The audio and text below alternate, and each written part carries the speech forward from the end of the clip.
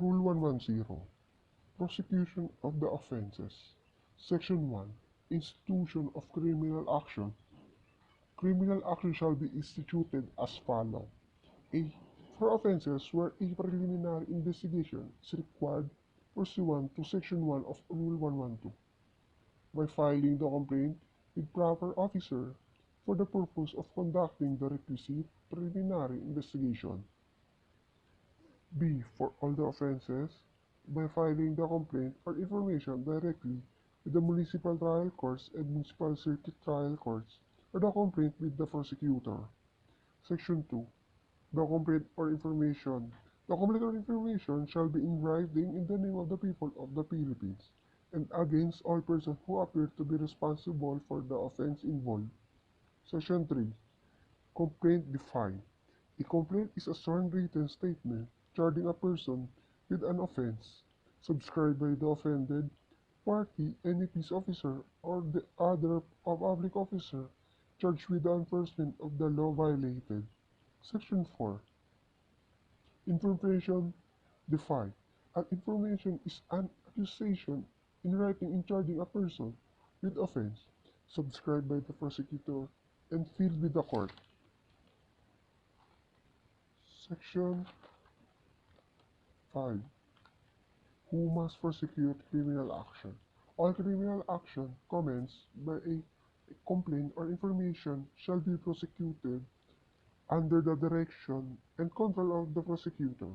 However, in municipal trial courts or municipal circuit courts, when the prosecutor assigned thereto or to a case is not available, the offended party, any peace officer, or public officer charged with the enforcement of the law violated, may prosecute the case.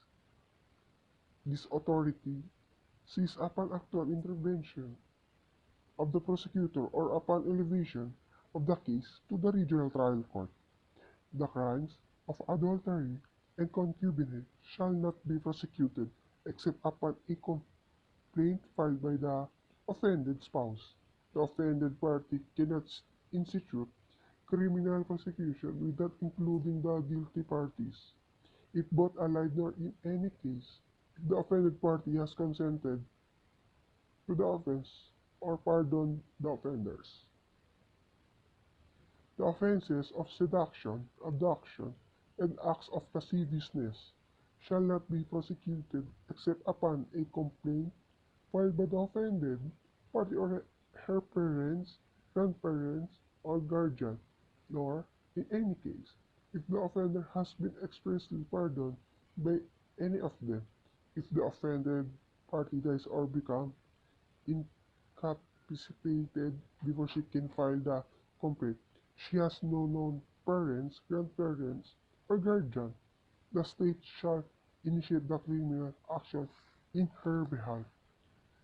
No criminal action for defamation, which consists in the imputation of the offences mentioned above, shall be brought except at the instance of and upon complaint filed by the offended party. Section 6. Sufficient of complaint or information. A complaint or information is sufficient if it's the state name of the accused, the designation of the offense given by the statute, the act or commission of complaint of as constituting the offenses, the name of the offended party, the approximate date of the commission of the offense, and the place where the offense was committed. When an offense is committed by more than one person, all of them shall be included in the complaint or information. Section 7. The name of the accused. The complainant or information must state the name and surname of the accused or any appellation or nickname by which he has been or is known. If his name cannot be ascertained, he must be described under a fictitious name with a statement that his true name is unknown. If the true name of the accused is thereafter disclosed by him or appears in some other manner to court, such true name shall be inserted in the complaint or information and record. Section 8. Designation of the offense. The complaint or information shall state the designation of the offense. given by the statute over the acts or omission constituting the offense and specify its qualifying and aggravating circumstances. If there is no designation of the offense, reference shall be made to the section or subsection of the statute punishing it. Section 9. Cause of the accusation. The acts or omission complained as constituting the offense and the qualifying and aggravating circumstances must be stated in ordinary and concise language and not necessarily in the language in the statute, but in terms of sufficient to enable a person offense being charged as well as its qualifying and aggravating circumstances and for the court to the pronounced judgment. Section 9. Place commission of the offense. The complaint or information is sufficient if it can be understood from its allegation that the offense was committed or some of the essential ingredients occurred at some place within the jurisdiction of the court, unless the particular place where it was committed constitutes an essential element of the offense or is necessarily for its identification. Section 11. Date of commission of the offense.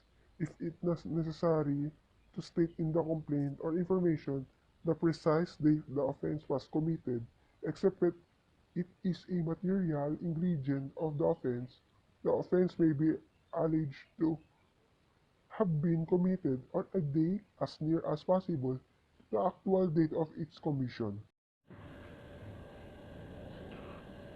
Section 12. Name of offended party. The complaint or information must state the name and surname of the person against whom or against whose party the offense was committed, or any affiliation or nickname by which such person has been or is known. If there is no better way of identifying him, he must describe under a fictitious name. A. In offenses against property, if the name of the offended party is unknown, the property must describe with such particularity as to properly identify the offense charge. If the true name of the person against whom or against whose property the offense was committed is thereafter disclosed or ascertained, the court must cause the true name to be asserted in the complaint of information and the record. If the offended party is juridical person, it is sufficient to state its name or any name or designation by which is known or by which is may be identified, without need of averring that it is a juridical person or that it is organized in accordance with law. Section 13. The felicity of the offense. Complaint or information must charge but one offense, except when the law prescribes a single punishment for various offenses. Section 14. Amendments of substitution. A complaint or information may be amended in form in substance without leave of court at any time before the accused enter his plea. After the plea and during the trial, a formal amendments may only be made with leave of court and when it can be done without causing prejudice to the rights of the accused. However, any amendments before plea which downgrade the nature of the offense charged in or includes any accused from a complaint or information can be made only upon motion by the prosecutor with notice to the offended party, and with leave of court. The court shall state its reason in resolving the motion, and copies of its order shall be punished all parties, especially the offended party. If it appears at any time before judgment that a mistake has been made in charging the proper offense, the court shall dismiss the original complaint or information upon the filing of a new one charging the proper offense in accordance with Section 19. Rule 119. Provided the accused shall not be placed in double jeopardy, the court may require the witnesses to give bail for their appearance at the trial. Section 15. Place where action is to be instituted. A. Subject to existing laws, the criminal action shall be instituted and tried in the court of the municipality of territory where the offense was committed or where on any its essential ingredients occurred. B. Where an offense is committed in a train, aircraft, or other public or private vehicle while the course of its trip, the criminal action shall be instituted and tried in the court of any municipality and territory where such train, aircraft, or other vehicle passed during its trip, including the place of its departure and arrival. Where an offense is committed on board a vessel in the course of its voyage. The criminal action shall be instituted and tried in the court of the first port of entry or any municipalities or territory where the vessel passed during such voyage, subject to the generally accepted principle of international law. Crimes committed outside the Philippines but punishable under Article 2 of the Revised Penal Code shall be cognizable by the court where the criminal action is first filed. Section 16. Intervention of the offended party in a criminal action. Where the civil action for recovery of civil liability is instituted in the criminal action pursuant to Rule 111, the offended party may intervene by a counsel in the prosecution of the offense.